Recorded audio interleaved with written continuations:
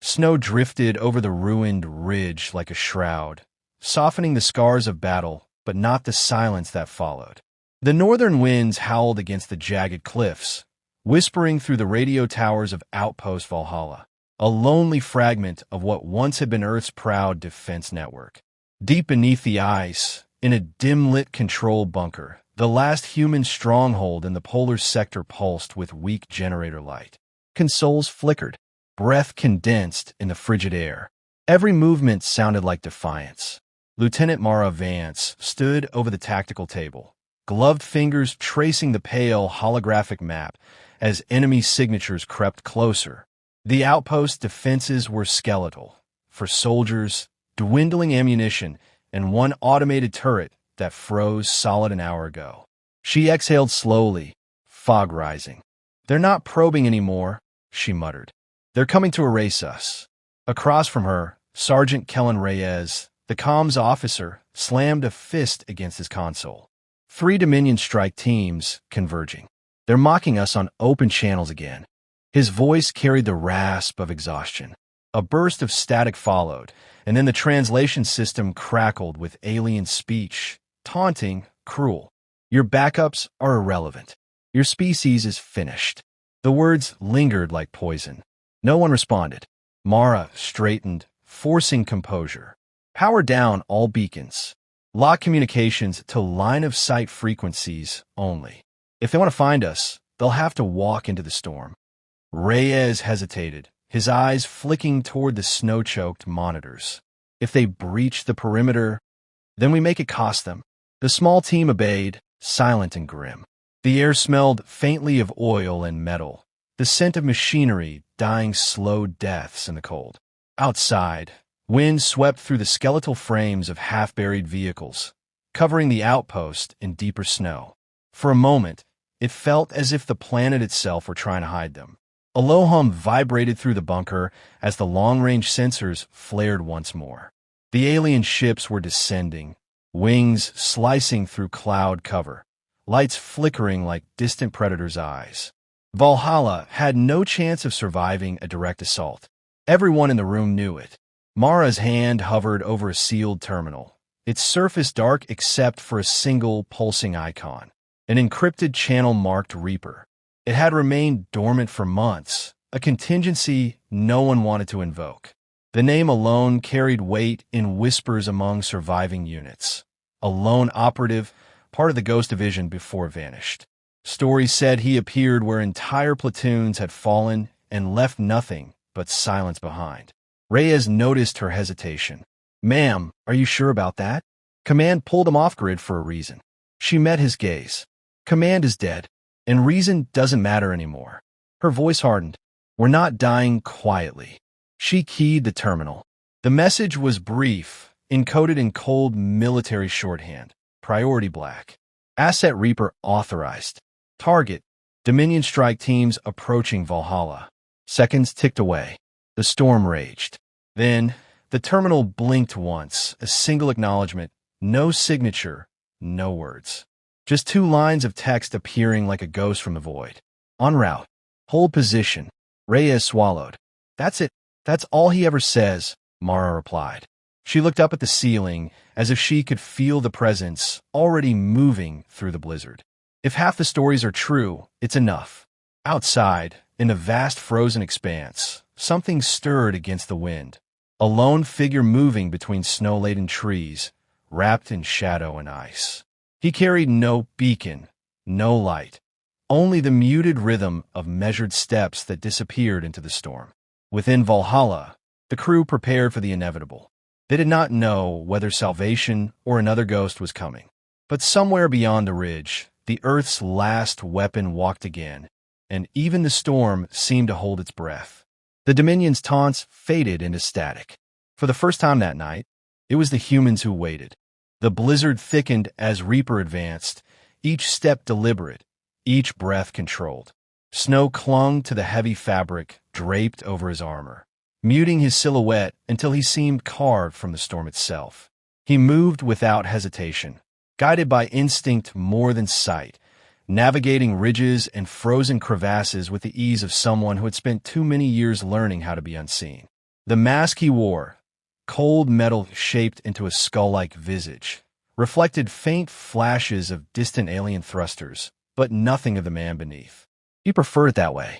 Masks kept people alive, especially those who walked alone. Valhalla's beacon had been faint, nearly swallowed by interference, but it had carried urgency. He had heard the fear beneath the coded precision. That fear didn't bother him. It anchored him. It was a reminder that someone out there needed him to carve a path through whatever waited in the dark. He checked his weapon, listening to the subtle click of internal components settling. Everything worked. That was enough. Down the slope, the first Dominion strike team advanced with calculated confidence. Their armor glowed faintly through the storm, illuminated by internal circuitry that hummed with an alien rhythm. They cut through the snow like predators certain of easy prey. Their leader issued clipped commands, irritated by the cold and the terrain, but unconcerned. They had crushed human resistance across continents. A remote outpost barely registered as a challenge. Reaper watched their formation through the scope of his rifle. Their movements were clean, efficient, predictable. Dominion soldiers always trusted their sensors more than their instincts, and that arrogance left openings wide enough for him to step through. He exhaled, letting the breath steady him, and squeezed the trigger. The first shot tore through the storm, nearly silent, striking the lead soldier in the throat joint. The alien collapsed, armor flickering before the snow swallowed its body. The others froze, confused by the vanishing life sign on their displays. Reaper shifted position before they could triangulate. He moved like a shadow forced into motion, using the terrain as both shield and weapon. A second shot cracked through the wind, dropping a scout who had broken formation. Panic crept into the aliens' voices, translating as fractured static in his earpiece. They spread out too quickly, abandoning the cohesion that kept them dangerous. He descended from the ridge, setting traps as he moved. Thin wires drawn across natural choke points, charges buried beneath brittle layers of ice. The blizzard masked his presence, turning each of his preparations into an extension of the environment. When the next alien stepped forward, the ice beneath it detonated, sending shards of frost and metal upward in a violent bloom. The survivors staggered back, shouting warnings. Their commander attempted to rally them, issuing orders with increasing frustration. But Reaper didn't give them time. He kept pressure on every fracture in their morale, firing from shifting angles, forcing them to choose between retreat and exposure. More than once, he heard their scanners glitch, overwhelmed by interference he exploited with precise timing. One soldier broke entirely and fled into the storm. Reaper let him run. Fear spread faster than any bullet, and this survivor would carry the message to the next squad, the next commander, the next arrogant voice mocking humanity's last defenses. Word of what hunted them tonight would travel far. By the time the final soldier collapsed beneath a silent strike, the storm had grown eerily calm, as if nature itself paused to acknowledge the outcome. Reaper retrieved his gear and surveyed the field. Not for trophies, not for satisfaction, but to ensure the path to Valhalla remained clear. Then he heard it, distant comms crackling as another Dominion team approached, their voices strained. They had found the fleeing soldier. They had heard the name, he screamed through the snow. Reaper turned toward the oncoming lights, his pulse steady. The hunt was far from over. The storm shifted as dawn struggled to rise, casting a dull gray light across the ridgeline. Reaper moved through the shallow valley with a controlled urgency, aware that the brief calm would not last. The Dominion's second wave was close, closer than Valhalla could survive without intervention. His muscles burned from the earlier engagement, and a sharp ache pulsed beneath his ribs where enemy shrapnel had pierced a seam in his armor. He ignored the pain. He had been hurt before. Pain was a companion, not a deterrent. Still, he counted each breath, measuring his limits with practiced detachment. A faint tremor traveled through the ground, signaling the approach of heavier units. The elites moved differently from the strike teams he had dismantled, silent, precise, disciplined. They didn't rely solely on sensors. They hunted. Their reputation had always been whispered among human survivors, and he had seen enough to respect their efficiency. He crouched behind a fractured boulder and scanned the snowy horizon. Metallic shapes emerged, their silhouettes sharp against the dim light, each step synchronized. At their center marched a towering figure encased in reinforced armor. Its movements radiated confidence, not the bluster of lesser commanders, but the cold patience of a seasoned predator. Reaper recognized the posture instantly. This was no squad leader. It was the Dominion's warlord for the sector. The alien's presence meant they had finally taken his interference seriously. He felt neither pride nor fear, only the weight of what this escalation meant for Valhalla. He retreated along a narrow embankment, setting his final mines in the ice. They were crude compared to Dominion technology, but placed correctly, they could still shift the momentum of a fight. His breath came in short bursts as he climbed higher. The warlord's voice carried through the tundra, amplified by internal speakers, issuing commands with razor-edge calm. The elites adjusted formation and spread out, denying him any single angle of attack. When they reached the first charge, he detonated it. A sheet of ice collapsed, dragging two elites into a jagged crevasse. Their armor sparked against the stone walls before vanishing into the abyss. The warlord barely flinched. Instead, it signaled the remaining soldiers to advance faster. Reaper shifted positions, but their thermal baffles disrupted his usual tricks. For the first time that night, his advantage felt thin. He sprinted along the ridge, weaving between frozen outcroppings as energy bolts cut through the air, sizzling against the snow. One struck the edge of his cloak, scorching the fabric and forcing him to roll down a slope. He landed hard, vision blurring. The warlord's troops closed in, their footsteps methodical and relentless. He staggered up, using the terrain to mask his silhouette, and fired two shots to slow their approach. One elite fell. The other absorbed the impact and kept advancing. Reaper's breath rasped inside his mask. He pressed a hand to his ribs, feeling warm blood seep through the armor's broken seal. The injury would worsen, but quitting was not an option. Valhalla needed time, and time was something he could still buy.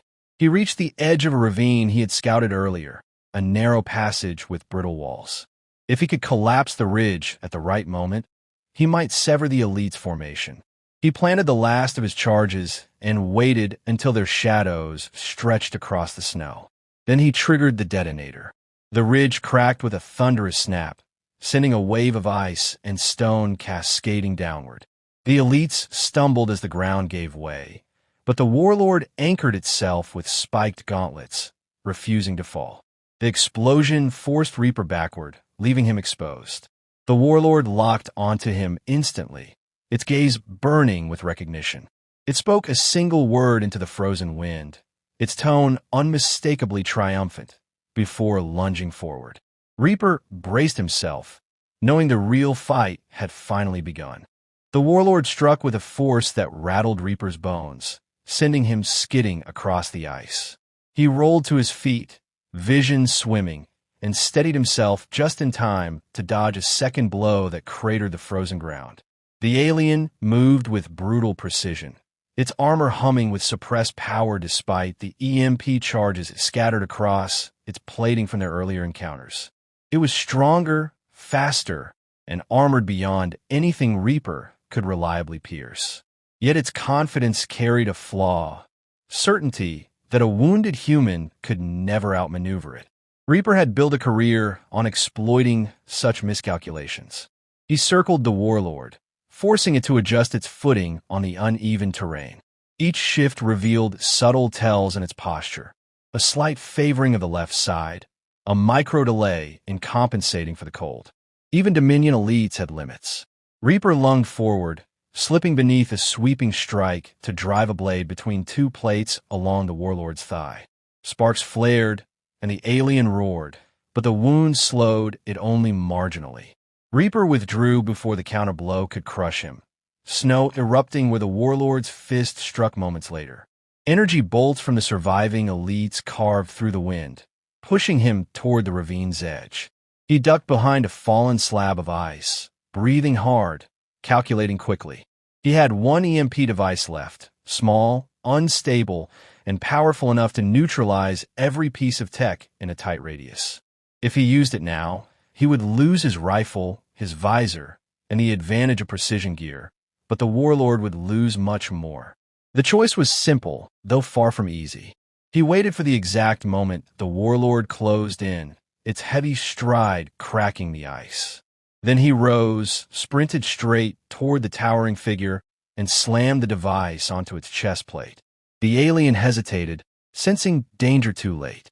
Reaper dove aside as the EMP burst in a surge of distorted light, washing across the battlefield with a metallic snap.